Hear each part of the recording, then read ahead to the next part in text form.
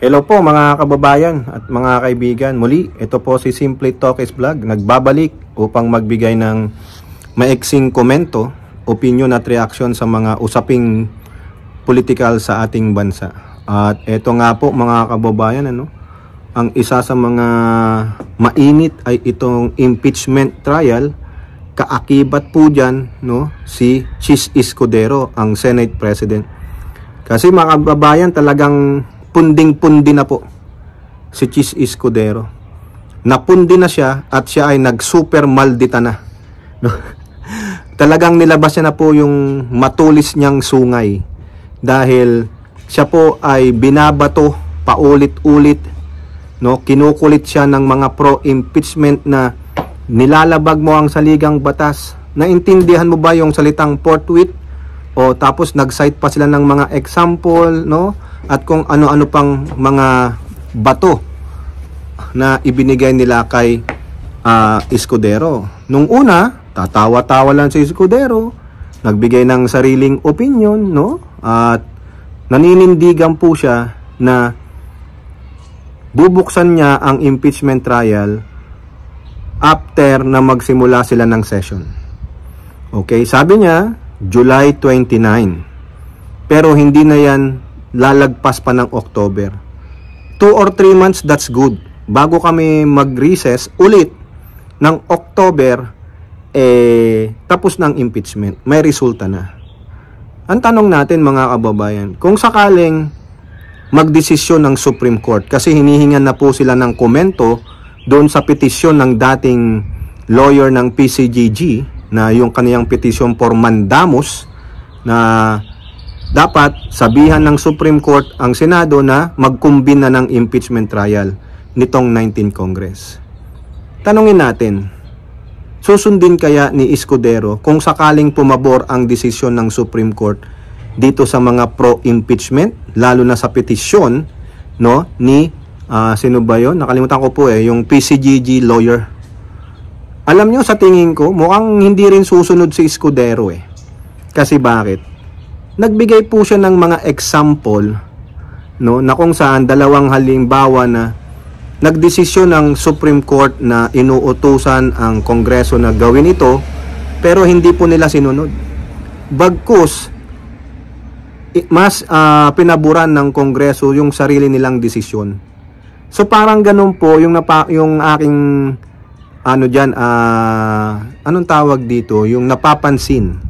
Kasi bakit magbibigay ng ganong suhisyon o halimbawa si Escudero kung sakasakali nga nagawa nila Bakit kami? Co-equal branch of government din naman kami, di ba? So yan po, talagang naninindigan siya.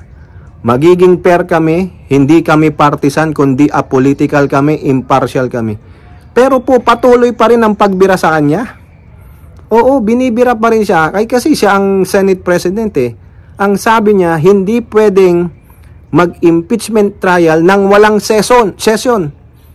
Kailangan may session muna. Hindi ako magbubukas ng special session. Magko-caucus kami. O magmi-meeting daw sila ng mga ilang senador kung papayag sila. Malamang hindi papayag dyan yung mga re-electionist tulad ni Bato. Diba ang sabi nga ni Bato, ang daya naman nila. Sila, nangangampanya. Kami dito, nag-i-impeachment trial. Hindi fair. O diba? Ano naman ang sagot ni Coco Pimentel sa kanya? Mandato mo yan bilang senador. Pero mukhang wala po nangyari. Hindi yata nag-caucus. Kumbaga, buladas lang ni Escudero yun para lang po tumigil itong mga pro-impeachment group. O sige, panay pa rin ng kuda, na parang dinidelay ni Escudero, pumapabor siya kay Duterte. Kasi may mga larawan din po na lumabas na kung saan si Chis Escudero ay kasama ng pamilya Duterte, yung mga grupo nila sa isang eroplano. Diba? So ang insinuation, maka Duterte, pinoprotektahan ni Chis Escudero si Sara Pusit Duterte. Baka naman may utang na loob. Diba? O ngayon, sumagot po ngayon si Escudero. Nilabas niya na yung pagiging super maldita niya. Nilabas niya na ang matulis niyang sungay. Anong sabi niya? Kung hindi kayo nagpa-petiks, Yan ang sagot niya, lalo na sa HOR. At ganun din po, may maanghang po siyang sinabi kay Attorney Howard Calleja. No? Sabi niya kay Calleja, iyang si Attorney Calleja ay anti-Duterte yan. Pro-impeachment siya. Gusto niyang matanggal sa pwesto si Sara Duterte. Partisan siya. Hindi kami ganun sa Senado. Hindi kami pro-impeachment, hindi kami 2 years impeachment, kundi balance kami. Pair kami. Ha? Kaya wag nyo kaming madaliin. Wag nyo kaming diktahan. Ha? Wala kayong karapatan. You don't have a moral and basic compass na sabihin sa amin yan. Kung kayo pro-impeachment, kami, wala kaming pinapanigan. Sumusunod lang kami sa batas ng Senado. A recess is a recess. Ha? Yung aming mga rules ang dapat sundin. 'Di ba? Kumbaga, yun ang gusto ni Escudero eh.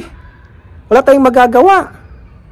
Ang tanong niyo lang, demanda niyo na lang siya. O tulad nung ginawa ni yung sa PCGG, kung nagdemanda siya, mandamos naman yun, just to open. Hindi naman pananagutin magkaroon ng culpable violation of Constitution si Escudero, mapatalsik siya sa SP. Kung ayaw nga ayaw rin ng mga kasama nila kasi naka-recess o di ba naninindigan sila.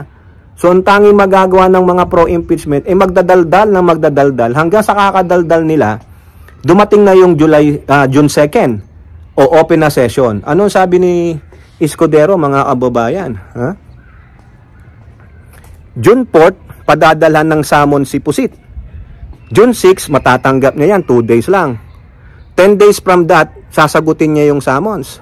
Sasagot siya, magbibigay siya ng kanyang parang, anong tawag dito, mga kababayan, yung sagot niya. Ha?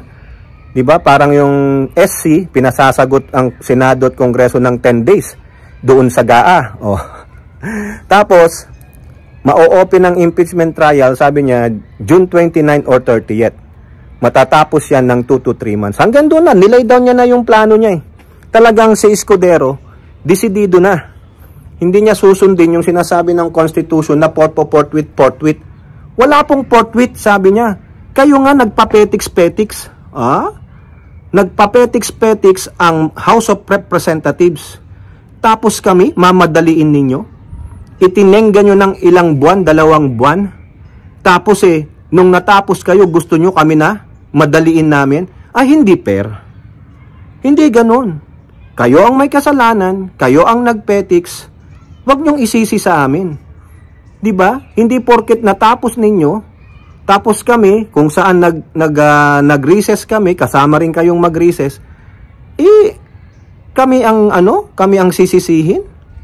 Kami ang babatuhin ng mga putik, hindi tama. Kayo sa palagay nyo, ano sa opinion nyo mga kababayan? Tama ba yung sinasabi ni Escudero?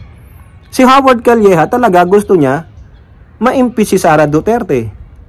Anti-Duterte siya pro-impeachment siya. Ang HOR, naniniwala ba kayo kay Escudero na nagpapetiks-petiks?